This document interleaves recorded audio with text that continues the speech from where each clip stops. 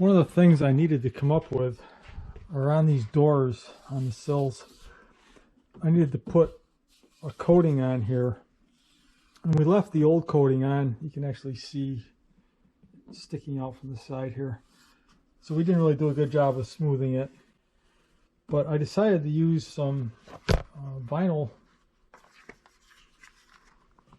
that I got off eBay. If I can get a picture of it. It comes in a roll.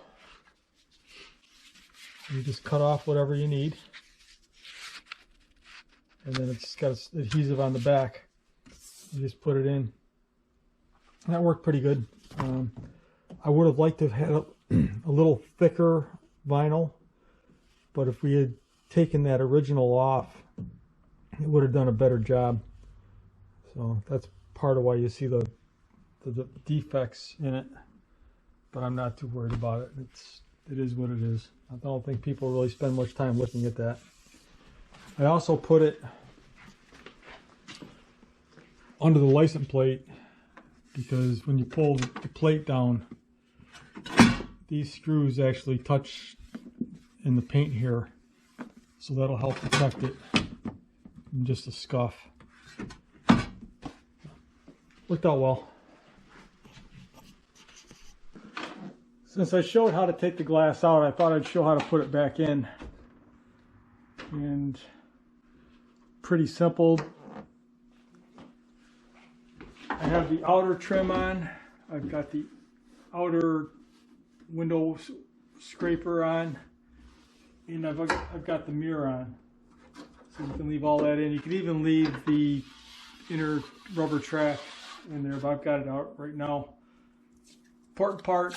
Tape all the paint on the inside, unless you don't care about it.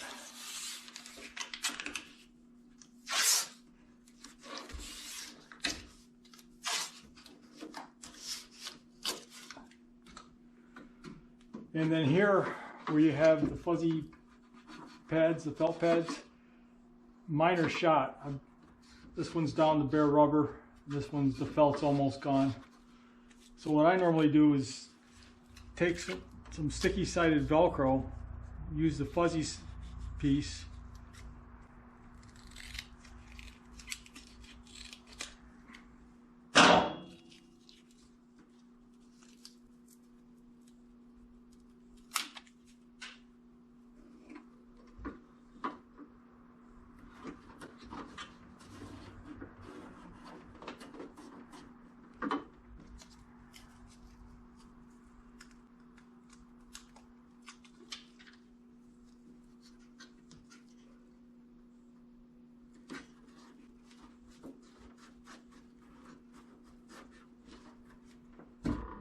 stick that on, and that's a pretty good replacement for it. Take your glass, bring it almost straight in. You got to get the bolts lined up so that they just drop over. You can see the front's about 1 inch back from the front. Bring the middle forward. And just kind of work everything forward a little bit. And it drops right down in. I've got my window track about 6 inches up from the bottom. Grab the bottom of the glass.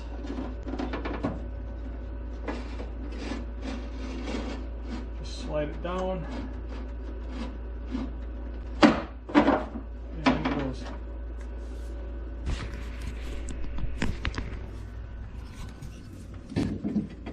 So now it's a matter of lining these up. I know I've already done this, so you're not going to see the procedure. But what I did was I put power to the pins for the window motor, put the glass all the way up into the gaskets and got it where it needs to be. And then I tightened down, I pushed these pads up against the glass lightly. Don't put them too tight or the glass won't move. It's got to be just kind of a touch. And I also tightened the center rod. And then I lubed the rods up using WD-40 gel lube. And I find this works pretty good actually, because it sticks in place and doesn't get real gummy. It's I can't say long term how it works, but for the amount of time I've used it, it's held up pretty good. So I lubed the rails with it, and then I put the window down, and then I lubed the upper rails with it, and now they go really free. I'll show you how easy the glass goes now.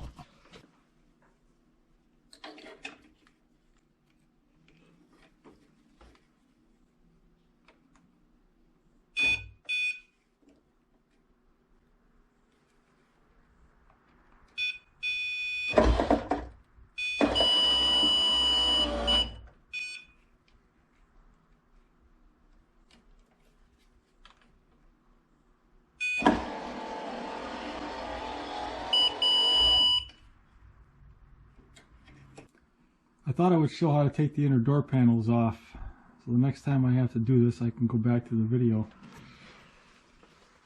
First off, there are 5 screws that hold this on. One of them is behind the door latch. It's right there.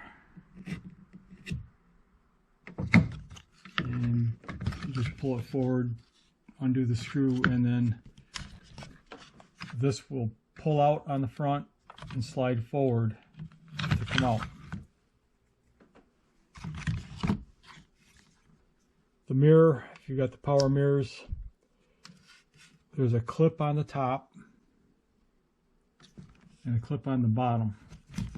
So when it's in, you need to pop the bottom clip so you can pull it up and then pop it down. And then for the, if you have the power seat, power windows, this has clips on both ends. So you just pop it, put pressure from both ends on it, and you can pop it up and pull it out. So that part of it's pretty straightforward. So the screws are 1, 2, behind the power seats, there's one down in there, and that's a fatter one than the other 4. And then you've got one in the front and one towards the back. So 5 screws total. 2, 3, 4, 5. And then it just pulls up and comes off. And of course, this is the passenger side. So you can actually see where the mounting plates are. This is the fatter screw that goes through the power window area. Again, your door handle. Down the bottom, and in the rear. And then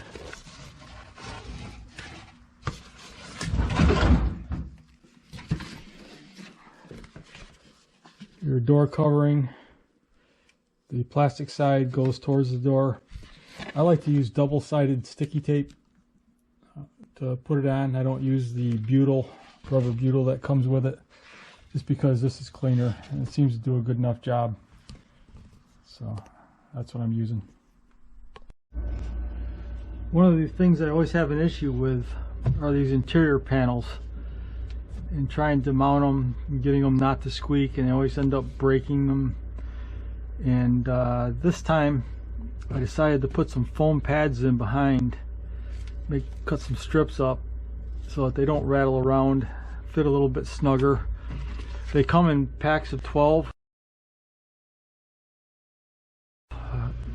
They 12 by 12 sheets with adhesive on the back, so you can cut them up and lay them wherever you want. I haven't tried it yet, but I've got it mounted in here.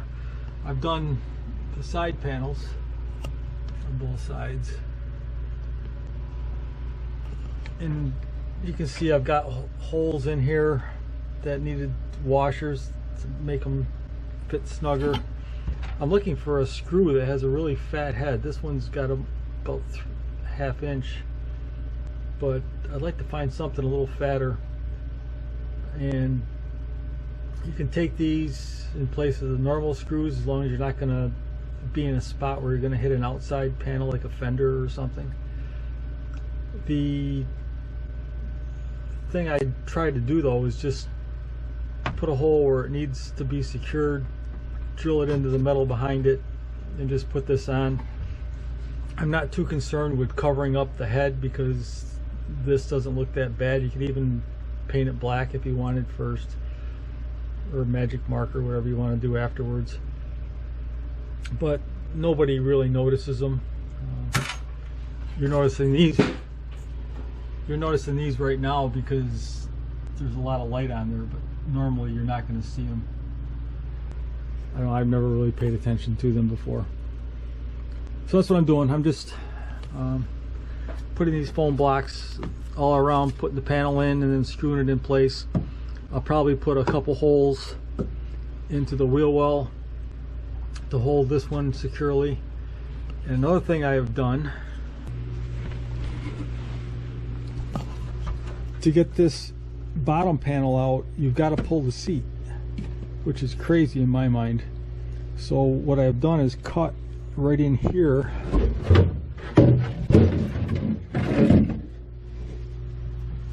I put a slit in it so that you can pull the two panels, or the bottom panel is two pieces instead of just one, and that allows you to do it with the seat in place. You can just flop the seat down, pull it out, and leave this panel in place. So you can see the panel. You don't really notice the cut. So where I put the cut is right off the edge of this opening. I slice it up here to the corner. You really don't see it, especially with the seat belt being in there. But another advantage is not only can you take the back panel off if you don't need it, but if you need to access the connectors, electrical connectors, they're all right here. So you could just take the front panel off even with the seat still in place, because you don't have to take the back panel off, and then you can access these wires and connectors. So if you haven't thought of doing it, it's something to consider, that it might make your life a lot easier down the road. And I just used the one original.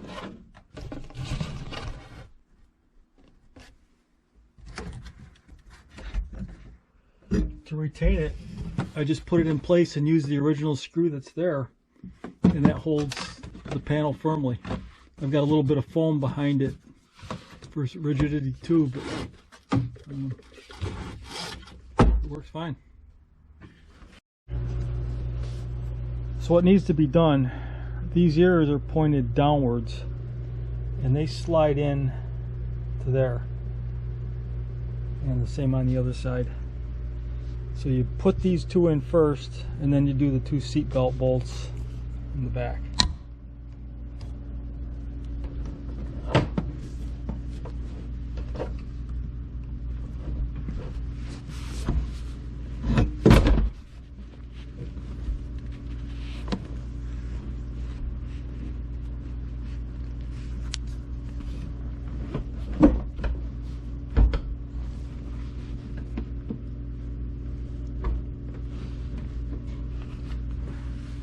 What you need to do is push down on the seat and rearward.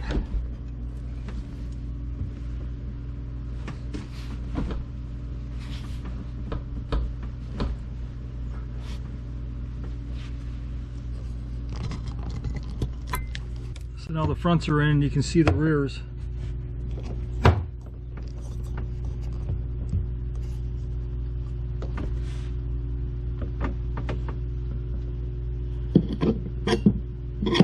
Come through there.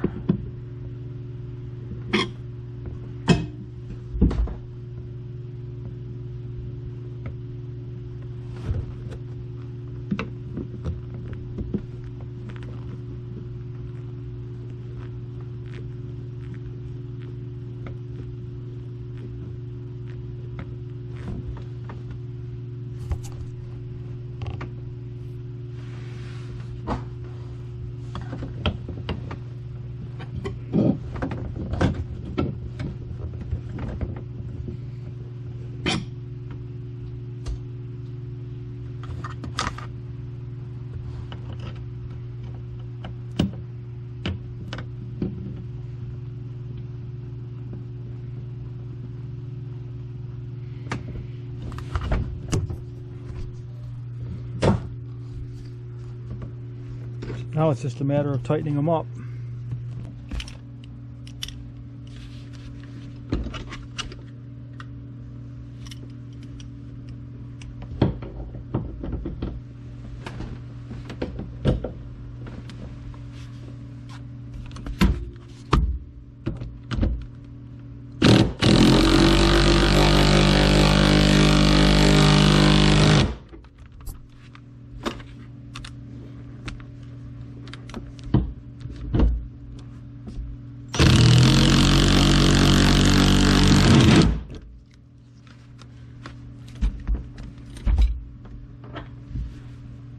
So again, it's a 21 millimeter socket.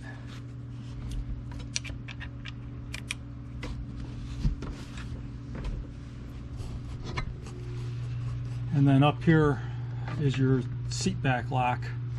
There's a plastic shield that goes in there. I'm not going to put it in now, but you want to make sure that that seat does engage.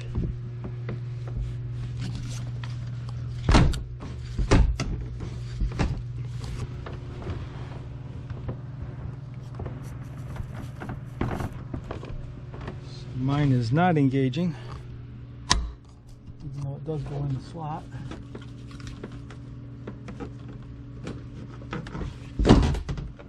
There it goes. Just needed to be persuaded.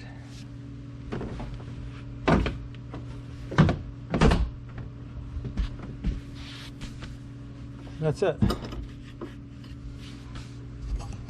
So granted, there'll be rear carpeting in there and all when it's finished, but right now I'm just test fitting everything to make sure the battery cable doesn't have any issues, but it seems okay. So to take the seat out, you're going to take these two bolts out and then rotate the back of the seat forward and it'll unclip from the front. That's it. I can't tell you how many times I've forgotten that, and I try to push the front of the seat back to get it to unclip, and all I'm doing is putting it into the pocket more and more. So it's much simpler than you would think, because a lot of the old car seats, that's the way they did. But these, they don't.